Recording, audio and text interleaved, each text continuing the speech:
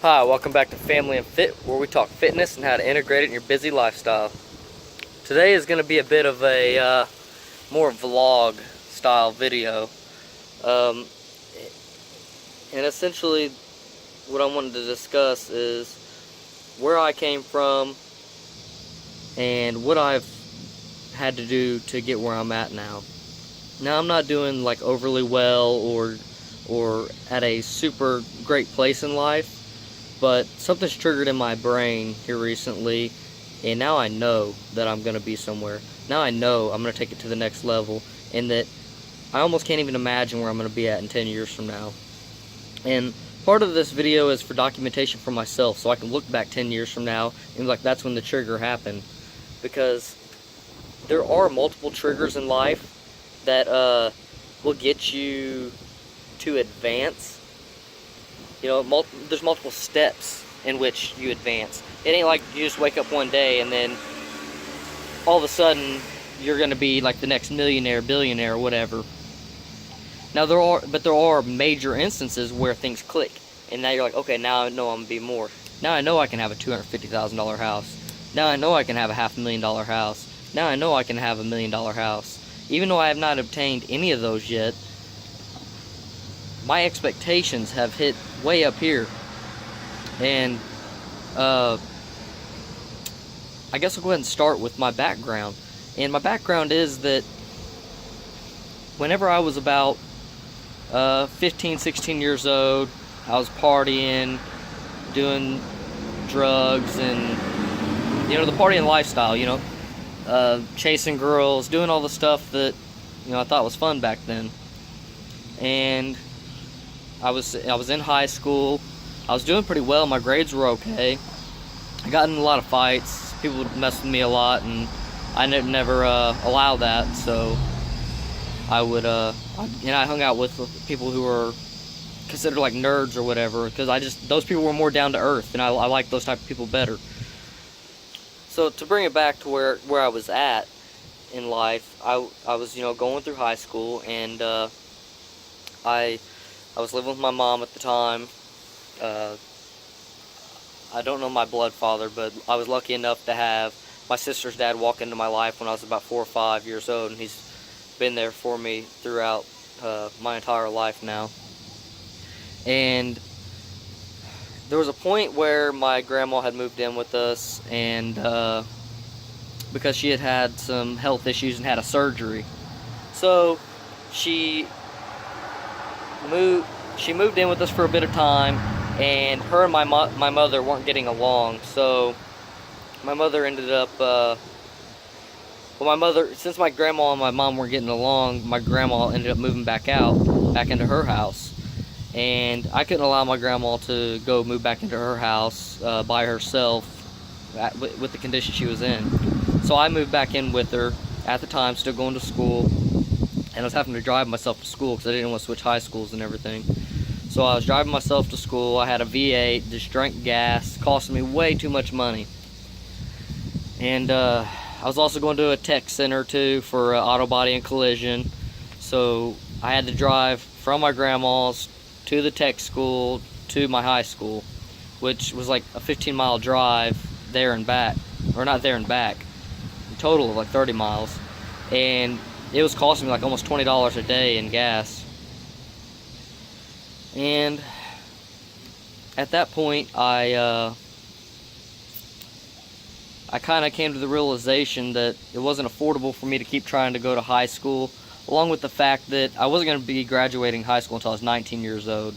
So I kind of justified dropping out of high school, and that's what I did. I dropped out of high school. I was like, as long as I get my GED before I'm 18 years old, I'm actually ahead of the game, because I wasn't going to even graduate high school until I was 19. So I was able to accomplish that. I got my GED by the time I was like 17 years old. By the time I was 18, I started going to college for the first time. Okay?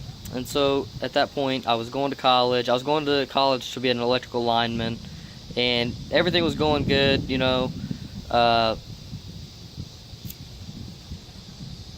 My grades were okay. They weren't the best, but I managed to to follow through with what I had planned on doing at that point in my life.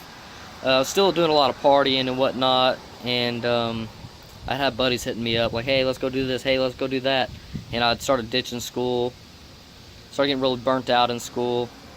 And so I ended up, after the end of that semester, I didn't go back. And I started grinding it, working 9 to 5s here and there, and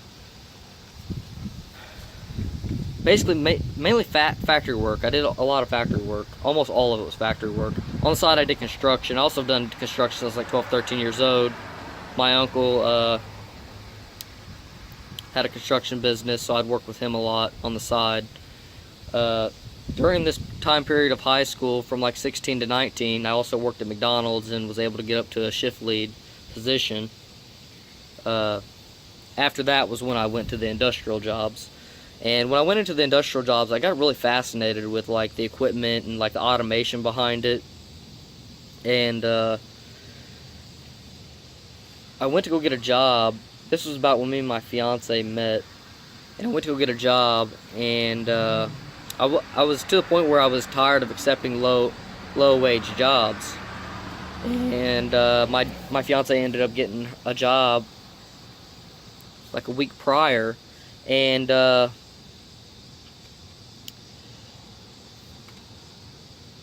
that week was long enough for me to say, I can't have my fiance working, I have to get a job of some sort. So I did. I went ahead and I found like a little $9 an hour job. I was like, well, okay, I'll take this for now, and until I can find something better. So that's what I did.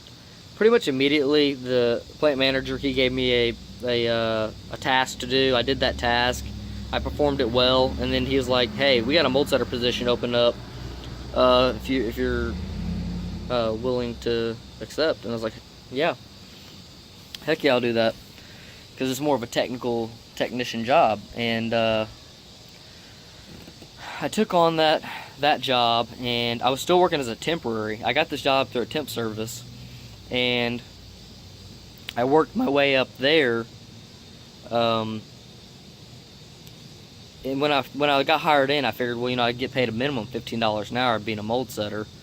Well, this place didn't want to pay very well. They only offered me like $12 an hour when they hired me in, and I was like, wow, seriously? I've been working at $9 an hour being a mold setter for like 5-6 months as a temporary, and I was supposed to be working just as an operator. And then so I basically kind of gave them the ultimatum of, hey, $12 an hour isn't going to work. I'm going to need $14 an hour or whatever. And we ended up coming up with something where I would accept $12 an hour, but I could work 60 hours a week, so I'd get 20 hours overtime, so it would balance out. It kind of gave me a raise, and I got more hours per week, so my bring home was quite a bit more than what it would have been. I was on my grind. I was about how can I bring home more money. And my fiance was there. And then I grinded out that job for a while, and things just weren't working out there. Or let me take it back. Sorry.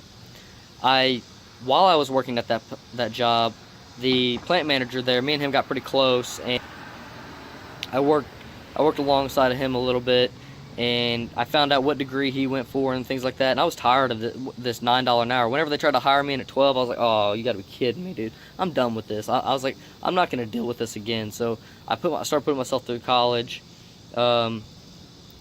I knocked out probably about 4 years of college and 3, and I grinded that out. And while I was within a few months after leaving the job that I had left being a mold setter, I got a job as a robot technician. At first I just did a bunch of millwright work, a bunch of electrician work, electrical wiring and whatnot. And now I'm doing more robot technician stuff. I'm doing more of the programming of the automation. I'm doing a little bit of everything still, but that's where I'm at with my 9 to 5. And I'm really I still like my job and everything, and want to continue that as well.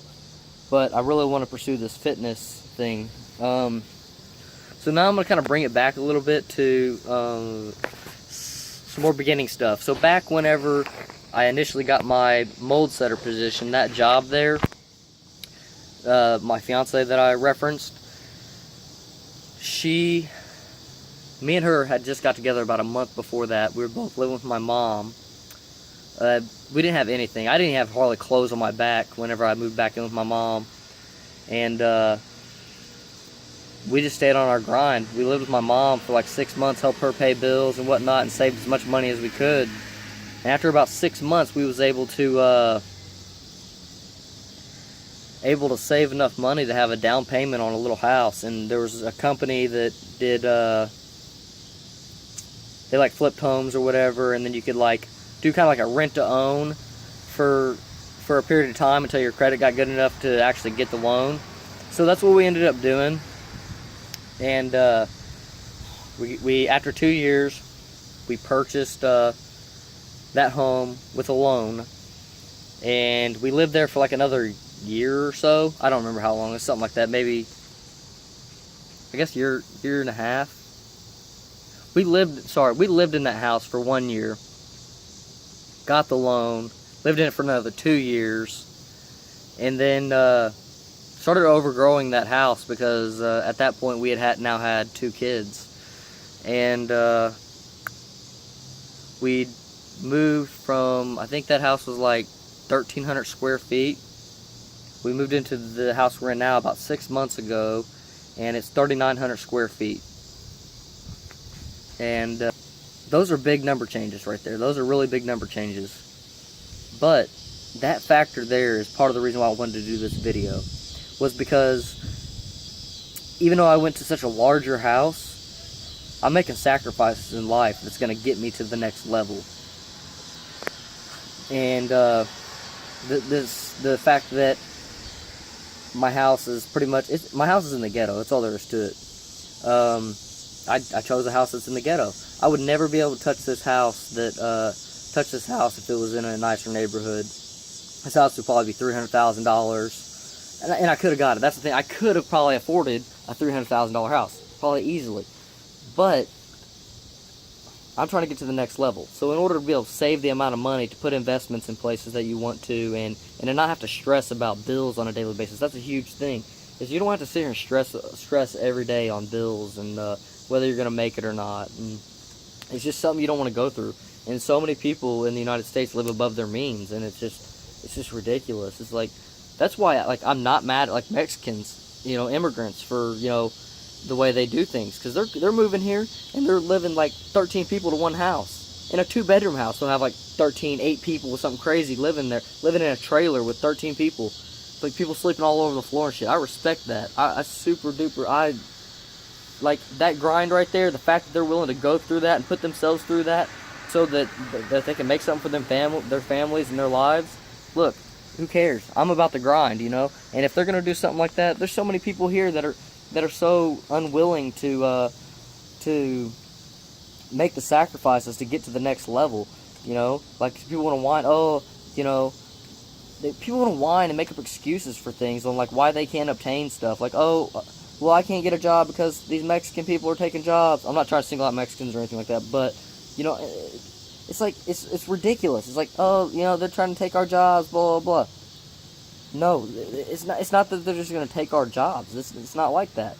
They're on a grind. It's not their fault that they're choosing to do jobs that you don't want to do, and choosing to carpool and drive further places to get to a job. They're willing to make more sacrifices. They're willing to put more people in one house. It's just the grind. That's what I'm talking about right there. It's just the grind, and I'm in love with the grind now. I've had clicks in my brain that said, okay, look, I'm not going to rent a house. I will buy a house, and that's all there is to it, because renting is just throwing your money away. And so I continue to continue on, and I started listening to. So I came across Anthony Robbins on Netflix, and then after I seen that, I was like, and then I started getting all his tapes and shit, and I started listening to it and really getting into it. And then I started, okay, now how do I educate myself here and there? And that's what I did. I started educating myself on all these different things. And I'm consistently bouncing around to different like financial topics, and now I'm really focusing on social media platforms like Instagram, Facebook, Twitter, Tumblr, YouTube, because I'm trying to do the YouTube fitness thing. And my initial education, all this stuff derived before I came across Anthony Robbins, and before I knew I had this drive. I was always like educating myself, but I didn't know I had this freaking drive. I was in college, going to working full time, and doing like 18 credit hours in school. Okay, and my free time, what I would do on my free time, is educate myself on fitness. Because I knew I couldn't stay consistent with fitness, I at least educated myself on fitness, and I was able to obtain a knowledge of fitness that most people don't have, and that's why I felt the need to relay this message. I wanted to do the fitness thing. I knew just as much about working out almost as much as I do now, and I'm a year into working out now. And it felt kind of douchey, like learning so much about fitness and then not actually having the results myself and then wanting to teach people. But you don't necessarily have to do something to be able to teach something. You can just pass on information, relay information. And I educated myself so much. It's like, so say for instance, say somebody's going to school to get a certificate to be a personal trainer, I can promise you they haven't educated themselves as much as I have. They haven't watched as many YouTube videos. They haven't read as many articles. They haven't. I have so many hours of doing it, and it was hours that I wanted to put in. That is a major thing. Like, so if you're putting in hours of time, like at school, like if you're twiddling your thumbs just because you put in 10 hours of school and you're twiddling your thumbs, you didn't learn anything. That 10 hours don't even count. Whereas I'm wanting to learn this stuff, I'm wanting to learn fitness, and I'm like into it, I'm consuming this material as entertainment, So I just digested all this material, and that's the major reason why I believe that I'm qualified to teach fitness, and I'm qualified to get people the results. And as I experimented this past year with my own body, I know that I'm getting better results than anybody. I watch people in the gym, and I'm sitting there thinking, like, what are these people doing? Like, I watch the routines, I watch their patterns, I watch a lot of patterns. It's just something weird about me. And I'm like, what is these people doing? I'm like, they're not I guess their form as well, like their form, their workout schedule, the way they're lifting, how much they're lifting. It's like, I don't preach form. I'm not a form preacher. But if you're lifting like half of your maximum weight you can lift, and you have shitty form, then yeah, you got something going on there you need to fix. But yeah, if you're lifting your max weight and your form's crap, who cares? You're lifting your max weight. Who cares? I get real pet peevey about people who try to like critique form and this and that. Like I deleted somebody off Facebook the other day because they were pissing me off because they was talking about oh, you need to have proper form. I'm like, dude, I was doing like PR of like 60 pounds plus what my body weight is. I think that that's okay. I think I'm alright. And then he's like, oh, I'm a personal trainer, blah blah blah. So I went ahead and I looked into this dude. I'm like, okay, let's see if I should listen to this dude's advice. Right? I go onto his page, and this dude looks like a fucking meth addict, and looks like he barely lifts. Like he might have been lifting a year. And I'm like, this dude is a personal trainer, and he's trying to give me advice. And look at how his size. Yeah, I've obtained that in a year, drug free. No steroids, no nothing like that, and doing it while trying to lose fat. And my baby's over there hiding. You see her? But yeah, let me see where else I'm trying to go with this. Oh, so yeah, with the YouTube thing, like this is something I'm not taking no. I'm not taking no for it. I've set in place. I'm gonna give it 3 years of. I don't care if I get a single like on a video. I don't care if I get a single view on a video. I don't care if I get a single comment on a video. I'm gonna keep trying to make my quality better.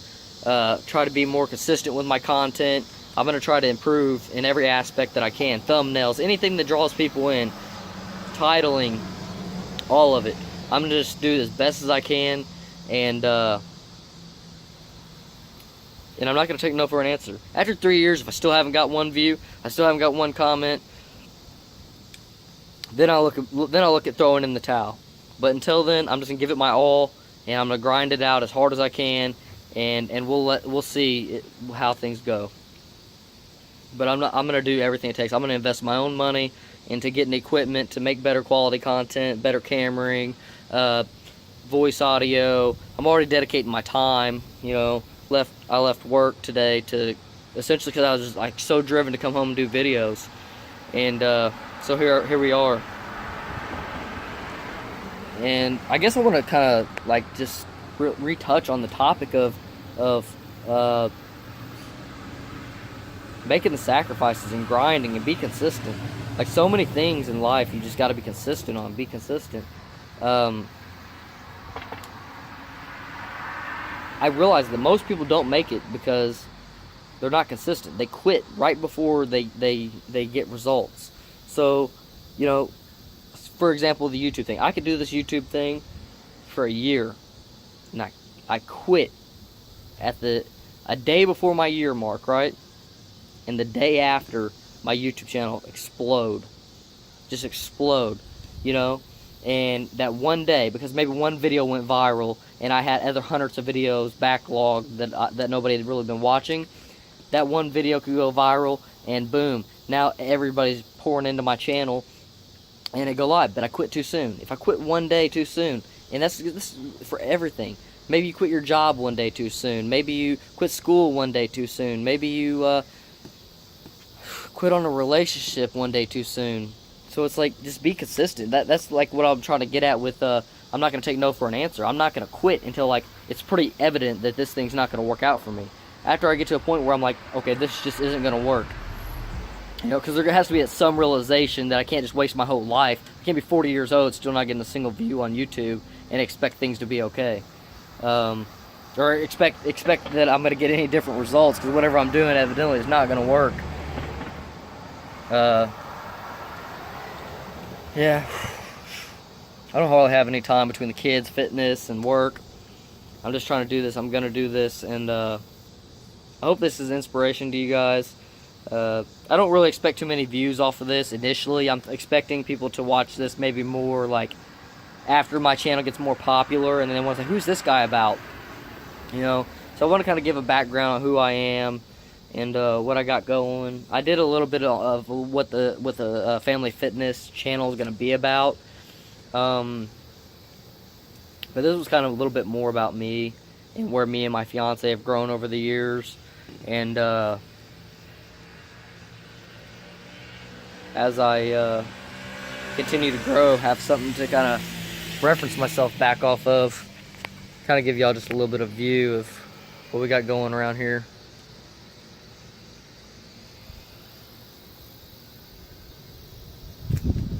Nothing too exclusive. Like I said, it's kind of the ghetto around here. A lot of conspicuous people. We got cameras all up around our house. Can't see it. The sun's over there in the... Can't see it. But, yeah. I appreciate you guys for watching. I really do. Yeah. It's been a good one. And, if y'all like the video, subscribe. I need as much help getting this thing off the ground as possible. It's going to be a hard struggle at first because the climb is like pretty much negligible. There's none. So I really need it. Yeah. I guess let's show y'all what I got, what I'm rocking today. Pretty fresh. I like it. Wear a lot of American Fighter. One day they're gonna sponsor me. I'm gonna quit wearing their shit. Alright. Have a good one, and keep watching and stay fit.